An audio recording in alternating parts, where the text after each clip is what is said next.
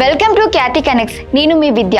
ఆంధ్రప్రదేశ్ రాష్ట్రంలో కూటమి ప్రభుత్వం అధికారంలోకి వచ్చిన తర్వాత ప్రజారోగ్య పరిరక్షణకు, ముఖ్యంగా దీర్ఘకాలిక వ్యాధులతో బాధపడుతున్న రోగులకు తక్షణ ఉపశమనం కలిగించడానికి పెద్ద పీట వేస్తోంది. ఈ క్రమంలోనే సచివాలయంలో ముఖ్యమంత్రి శ్రీ నారా చంద్రబాబు నాయుడు అధ్యక్షతన జరిగిన రాష్ట్ర మంత్రివర్గ సమావేశంలో ఎన్నో కీలకమైన ఆరోగ్య సంస్కరణలు ఆమోద ముద్ర పడింది. ఈ భేటీలో వైద్యారోగ్య రంగంలో ఎదురవుతున్న క్షేత్రస్థాయి సవాళ్లను పరిష్కరిస్తూ, ముఖ్యంగా మూత్రపిండాల వ్యాధితో బాధపడుతున్న వేలాది మంది రోగుల ప్రాణాలను కాపాడేలా ఒక అత్యంత మానవీయ మరియు చారిత్రాత్మక నిర్ణయం తీసుకున్నారు. ఈ నూతన సంస్కరణ ద్వారా అవయవ మార్పిడి ప్రక్రియలో దశాబ్దాలుగా ఉన్న కఠినమైన చట్టపరమైన అడ్డంకులను తొలగిస్తూ బాధితులకు కొత్త జీవితాన్ని ప్రసాదించేలా నిబంధనలను సరళీకరించారు. అసలు ఏపీ మంత్రివర్గ సమావేశంలో ఆమోదించిన ఈ నూతన అవయవ దాన చట్ట సవరణలు ఏంటి, దీని వెనుక ఉన్న ఆ 4 ముఖ్యమైన అంశాలు ఏంటి, అలాగే రాష్ట్ర వ్యాప్తంగా కిడ్నీ బాధితుల కోసం ప్రభుత్వం విస్తరిస్తున్న వైద్య మౌలిక వసతుల పూర్తి వివరాలు ఏమిటో ఇప్పుడు ఈ వీడియోలో పరిశీలిద్దాం.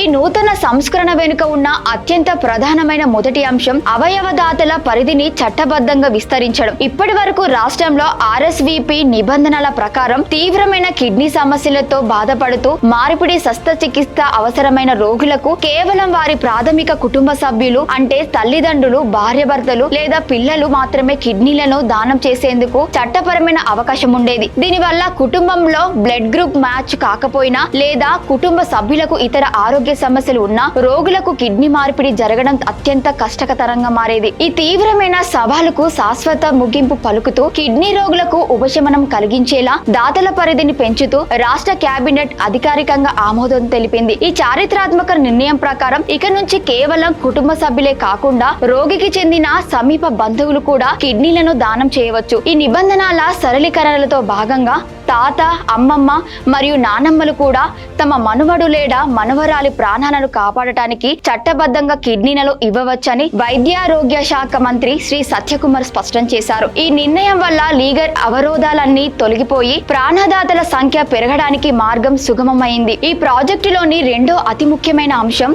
అవయవ దాతల కొరత వల్ల సంభవిస్తున్న మరణాలను అరికట్టడం. రాష్ట్ర వ్యాప్తంగా మూత్రపిండాల వ్యాధితో బాధపడుతున్న వారి సంఖ్య లక్షల్లో ఉండగా ప్రస్తుతం వేలాది మంది రోగులు తీవ్ర దశకు చేరుకుని డయాలసిస్ సేవలు పొందుతున్నారు. వీరందరికీ శాశ్వత పరిష్కారం కేవలం కిడ్నీ మార్పిడి శస్త్రచికిత్స మాత్రమే. అయితే గతంలో ఉన్న కఠిన నిబంధనల కారణంగా సకాలంలో దాతలు లభించక, జీవన సంబంధమైన ఆధారాలు ఉన్నప్పటికీ అనుమతులు రాక ఏళ్ల తరబడి రోగులు నిరీక్షించాల్సి వచ్చింది. ఈ నిరీక్షణ కాలంలోనే ఎంతో మంది ప్రాణాలు కోల్పోయిన సంఘటనలు ఉన్నాయి. కేబినెట్ తీసుకున్న ఈ తాజా నిర్ణయం వల్ల దాతల పూల్ భారీగా విస్తరిస్తోంది. కుటుంబంలో కేవలం ఒకరిద్దరిపైనే ఆధారపడే పరిస్థితి నుండి సమీప బంధువులు కూడా ముందుకు రావడానికి చట్టపరమైన రక్షణ లభించింది. దీనివల్ల సర్జరీలకు అయ్యే నిరీక్షణ సమయం గణనీయంగా తగ్గుతుంది. ప్రాథమిక దశలోనే దాత దొరికితే అవయవ మార్పిడి విజయవంతం అయ్యే రేటు కూడా 90% పైగా ఉంటుందని వైద్య నిపుణులు చెబుతున్నారు. ఈ రకంగా దాతల కొరతను అధిగమించడం ద్వారా ఏటా వందలాది మంది రోగులకు సకాలంలో వైద్యం అందించి వారి ప్రాణాలను కాపాడటం సాధ్యమవుతుంది. ఈ సంస్కరణలో ఉన్న మూడో అంశం మానవ అవయవాల మార్పిడి చట్ట పరిధిలో పారదర్శకతను పెంచడం మరియు అక్రమ బ్లాక్ మార్కెట్ చెక్ పెట్టడం. సాధారణంగా అవయవ దాన నిబంధనలను సవరించేటప్పుడు వాణిజ్యపరమైన దందాలు లేదా అక్రమ అవయవ రవాణా ముఠాలు విజృంభించే ప్రమాదం ఉంటుంది.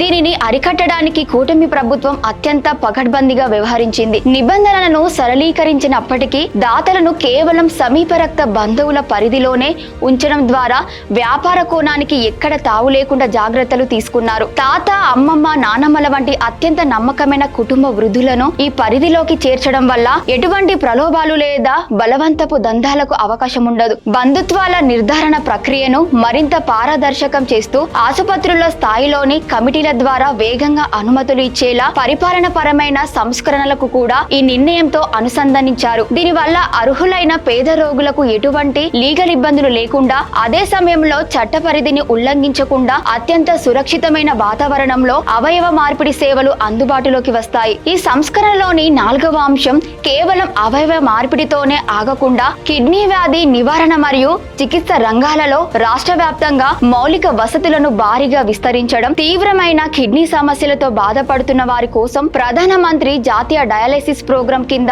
రాష్ట్ర వ్యాప్తంగా నూతనంగా మరో 12 కొత్త డయాలసిస్ కేంద్రాలను ఏర్పాటు చేయబోతున్నట్లు వైద్యారోగ్య శాఖ ఇప్పటికే ప్రకటించింది. 5 ఏళ్ల కాల పరిమితితో దాదాపు 30 కోట్ల రూపాయల భారీ వ్యయంతో ఈ ప్రాజెక్టును ప్రభుత్వం చేపట్టింది. ప్రతి కేంద్రంలోనూ అధునాతన యంత్రాలను అందుబాటులోకి తీసుకురావడం ద్వారా డయాలసిస్ రోగులకు నాణ్యమైన ఉచిత సేవలు అందుతాయి. దీనితో పాటు వ్యాధి తీవ్ర రూపం దాల్చక ముందే ప్రాథమిక దశలోనే ముప్పును గుర్తించడానికి ఆర్టిఫిషియల్ ఇంటెలిజెన్స్ సాంకేతికత కూడిన హలో కిడ్నీ అనే సరికొత్త ప్రాజెక్టును కూడా ప్రభుత్వం ప్రయోగాత్మకంగా అమలు చేస్తుంది. ఈ ప్రాజెక్టు ద్వారా వైద్య సిబ్బంది నేరుగా ప్రజల ఇళ్ల వద్దకే వచ్చి పరీక్షలు నిర్వహిస్తారు. రక్తపోటు, మధుమేహం ఉన్న వారికి ప్రాధాన్యతనిస్తూ వారి మూత్రపిండాల వ్యాధి బారిన పడకుండా ముందే అప్రమత్తం చేస్తారు. ఈ రకమైన ముందస్తు గుర్తింపు, నూతన డయాలసిస్ కేంద్రాల స్థాపన మరియు కేబినెట్ ఆమోదించిన అవయవ దాన చట్ట సవరణలు అన్ని కలిసి కిడ్నీ వ్యాధుల కట్టడికి ఒక సంపూర్ణ రక్షణ కవచంలా మారనున్నాయి.